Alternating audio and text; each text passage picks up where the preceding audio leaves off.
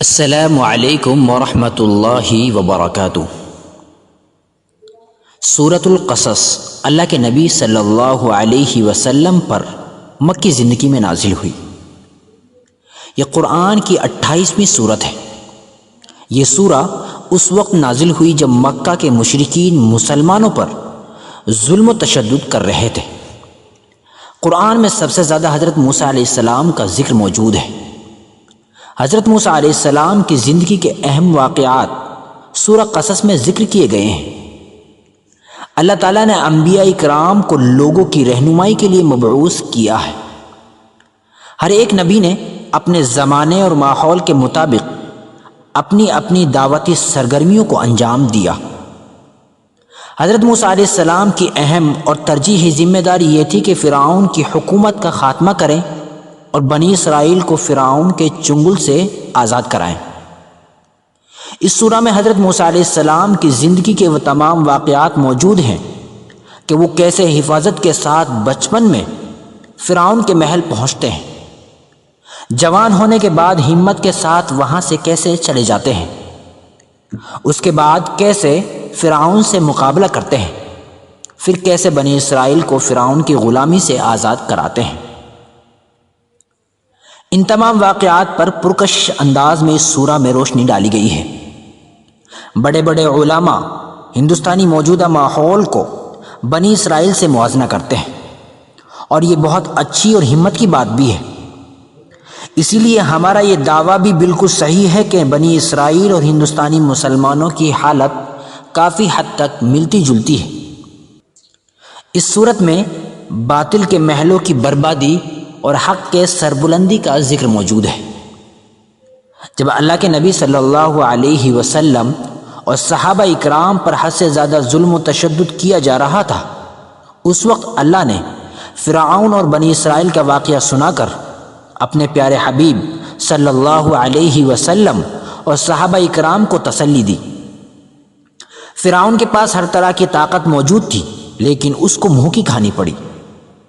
بنی اسرائیل غلام تھے، لیکن اللہ کی مدد سے کامیابی نے ان کے قدم چومے اور آزادی حاصل کی۔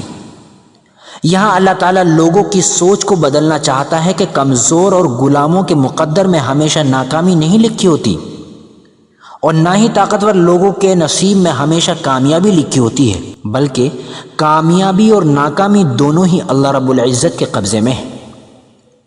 قرآن میں مختلف جگہوں پر پہلے بھیجے ہوئے انبیاء اکرام کے واقعات سنا کر اللہ تعالیٰ نبی صلی اللہ علیہ وسلم اور صحابہ اکرام کو تسلی دیتا رہا۔ بسم اللہ الرحمن الرحیم۔ طاسیم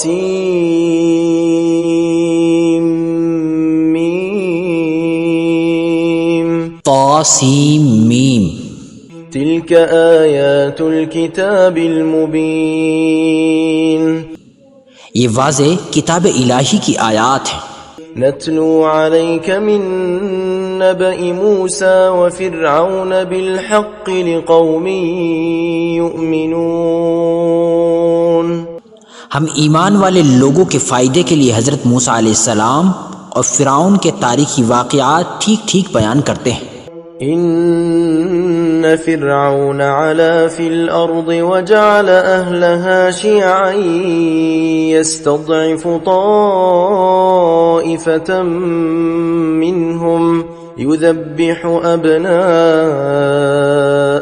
ویستحیی نساءهم انه كان من المفسدین۔ یقیناً فرعون نے زمین میں سرکشی مچا رکھی تھی اور وہاں کے لوگوں کو جماعتوں میں تقسیم کر رکھا تھا، اور ان میں سے ایک جماعت کو کمزور کر رکھا تھا، اور ان کے لڑکوں کو تو ذبح کر ڈالتا تھا اور ان کی لڑکیوں کو ذلت کے ساتھ زندہ چھوڑ دیتا تھا۔ بے شک وہ تھا ہی مفسدوں میں سے۔ وَنُرِيدُ أَن نَّمُنَّ عَلَى الَّذِينَ اسْتُضْعِفُوا فِي الْأَرْضِ وَنَجْعَلَهُمْ أَئِمَّةً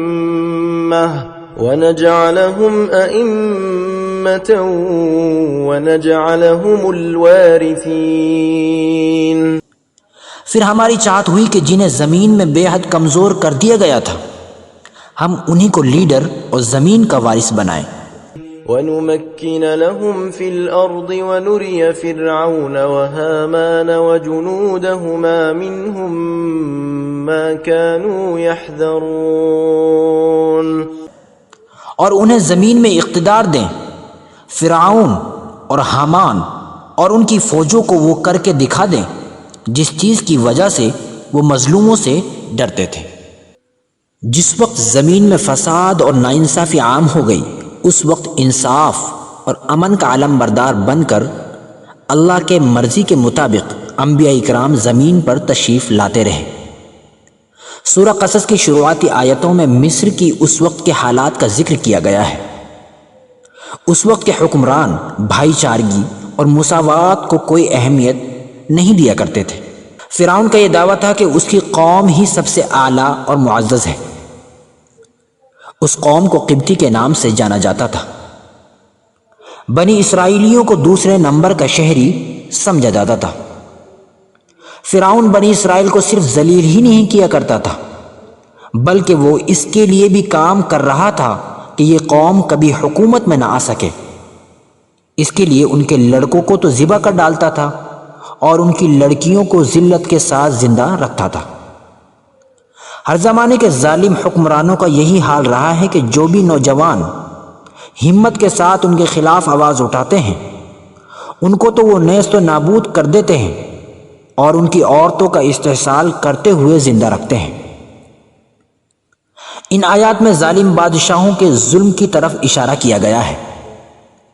معصوم لوگوں کی جان لینا، لوگوں کا قتل کرنا، فساد پھیلانا، لوگوں کے امن میں رکاوٹ ڈالنا، ظالم بادشاہ کچھ اسی طرح کیا کرتے ہیں۔ فرعون اپنی طاقت اور اقتدار کے گھمنڈ میں لوگوں پر ظلم کیا کرتا تھا۔ بنی اسرائیل پر ہر طرح کا ظلم کیا گیا۔ فرعون کی سوچ یہ تھی کہ اقتدار اور حکمرانی ہمیشہ اسی کے ہاتھ میں رہے گی، لیکن اللہ تعالیٰ کچھ اور ہی چاہتے تھے۔ اللہ تعالیٰ کا انصاف یہ ہے کہ حکمرانی ہمیشہ ظالموں کے ہاتھ میں نہیں رہتی، بلکہ اللہ کی سنت تو یہ ہے کہ ظالموں کو اپنے محلوں سے ایک دن رسوا ہو کر جانا ہی پڑے گا۔ فرعون کے ساتھ بھی ایسا ہی کچھ ہوا۔ قرآن کریم میں ان تمام واقعات کو بہت ہی خوبصورت انداز میں بیان کیا گیا ہے کہ کیسے موسیٰ علیہ السلام فرعون کے محل میں بنی اسرائیل کو آزادی دلانے والے مسیحا بن کر پہنچے۔ اللہ تعالیٰ کی چاہت ہے کہ کمزور اور مظلوم لوگوں پر رحم کیا جائے اور زمین کا اقتدار ان کے ہاتھوں میں دیا جائے۔ بنی اسرائیل کی آزادی اللہ تعالیٰ کے اس منصوبے کی تکمیل ہے۔ سورہ قصص کی شروعاتی آیتیں ہر دور اور ہر جگہ کے مظلوم لوگوں کے لیے خوشخبری ہیں۔ فرعون کے خلاف اٹھنے والی آواز کی سربراہی وہی شخص کر رہا ہے جس نے اس کی گود میں پرورش پائی۔ اگلی آیات میں ان تمام واقعات کو بہت ہی خوبصورت انداز میں بیان کیا گیا ہے۔ انشاءاللہ آئندہ کل اس پر پھر گفتگو کریں گے۔